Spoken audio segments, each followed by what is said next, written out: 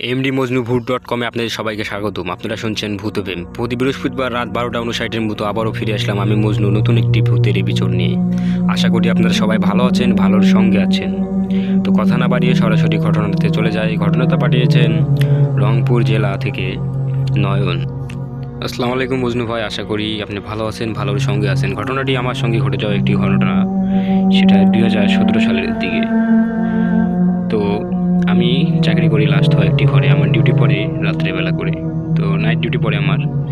গত 3 বছর ধরে আমি চাকরি করতেছি মর্গে, কোনো ধরনের কোনো সমস্যা হয়নি আল্লাহর মধ্যে। সমস্যাটা শুরু হয় জুলাই মাসের 29 তারিখ থেকে। জুলাই মাসের 29 তারিখে আমাদের এখানে একটি খ্রিস্টানের মেয়ের বডি নিয়ে আসা হয়। সেই মেয়েটির রেল লাইন কাটিয়ে 3টি টুকরা হয়েছিল।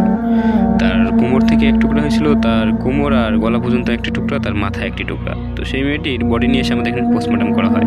আর সখন থেকে শুরু হয় সমস্যা। তো প্রতিদিনের মতো রাত 10টার দিকে আমি ডিউটিতে চলে যাই। রহিম স্যার কাছে সব কিছু বুঝে নেই, যেমন লাশ কয়টা থাকলো মর্গে, লাশগুলো গুনতি করে নিই। লাশগুলো গুনতি করে নেওয়ার পরে জিনিসপাতি গুনতি করে নিই, সব কিছু বুঝে নিয়ে রহিম স্যারকে আমি ছেড়ে দিই।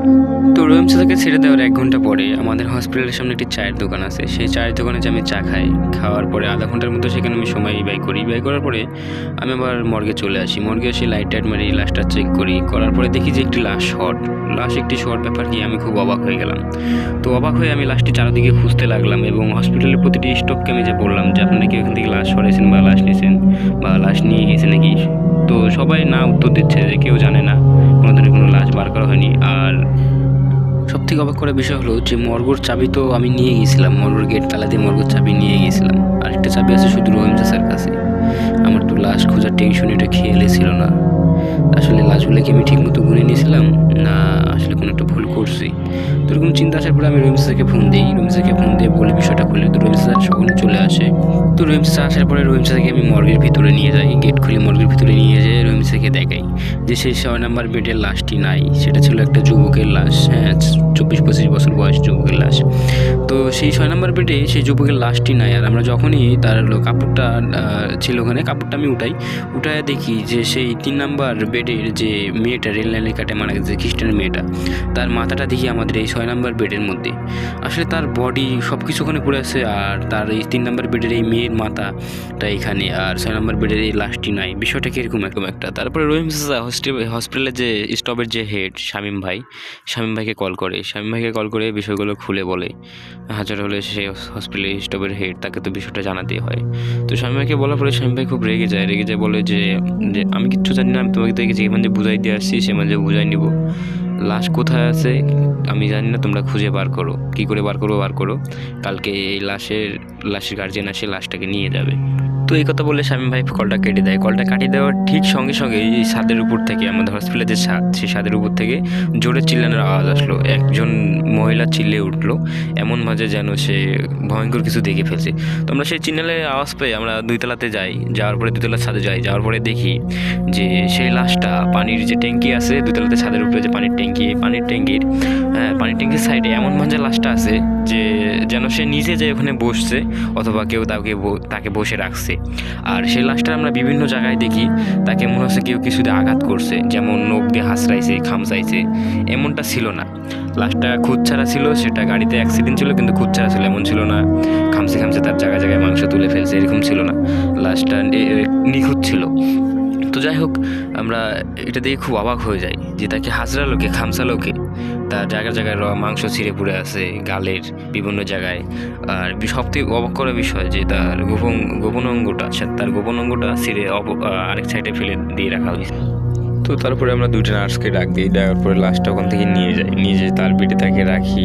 আর ওই 3 নম্বর বেডের যে লাশটা মেয়েটা, তার মাথাটা যে 6 নম্বর বেডে এখানে থাকে, তো সেই মাথাটা আবার 3 নম্বর বেডে নিয়ে যাওয়ার পরে ওই দিন রহিম চাচা আমাদের সঙ্গে থেকে যায়। আবার পরের দিন সকালে অ্যাম্বুলেন্স আসার পরে সে ছেলের লাশটা নিয়ে যায়, রহিম চাচা সহ নিয়ে তার গার্জিয়ানকে দিয়ে আসে।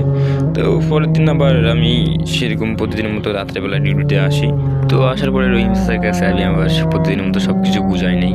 নেওয়ার সময় রহিম চাচা বলে যে না, তোমাকে একাই থাকতে লাগবে না, আমিও আজকে থাকবো, সমস্যা নেই, আমি আসি বলে রহিম চাচা বলে যে তুমি একটু থাকো, আমি আসতেছি চা খেয়ে।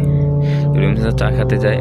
তো এই টাইমে আমি মর্গের সামনে চেয়ার আছে, আমাদের চেয়ারে আমি বসে থাকি। ঠিক তখনই রহিমসে যাওয়ার কিছুক্ষণ পরে, আধা ঘন্টা 40 মিনিট পরেই মর্গের ভিতর থেকে এরকম একটা আওয়াজ আসে। তাই মর্গের ভিতর থেকে কেন আওয়াজ আসবে? মর্গের ভিতরে কি কেউ আসে? আর কেউ থাকলে তো বাইরে গেট লাগানো থাকবে না। রহিমসে তো কিছুই বললো না। তো আমি মর্গের ভিতরে যাই,